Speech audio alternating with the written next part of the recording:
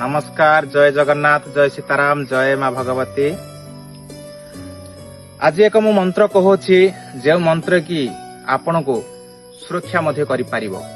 शत्रु दृष्टि एवं कौनसी ग्रामर लोक आपण को हिंसा मनोभावना रखी निजको हिंसारे अनिष्ट करिया पई चाहूतले मध्य अनिष्ट करि पारिबो नाही।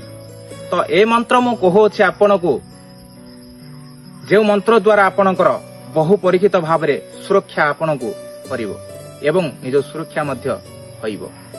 तेणु ए मंत्र कहूची ए मंत्र आपण प्रायतः दिन को 3 थर ए मंत्र आपण जप करंतु। कौनसी शत्रु अबा मित्रु हो अबा ग्रह दशा मध्य रहिथिले मध्य अनिष्ट करि पारिबो नाही। ए मंत्र आपण जप करंतु एवं निजे शत्रु को काबू करी रखंतु। ए मंत्र हेउची ओम नमः भगवते कामदेवाय जस्य जस्य दृश्यम भवामि जस्य जस्य मम मुखम पश्यति व्रतम व्रतम मह्यतम कुरु स्वाहा।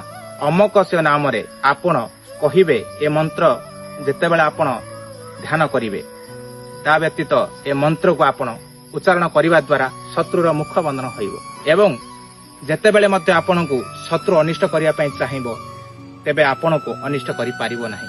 तेणु ए मंत्र आपण सुपरीक्षित भाव में ए मंत्र को जप करंतु एवं निजको सुरक्षा मध्य करंतु। रहुछि। जय जगन्नाथ, जय सीताराम।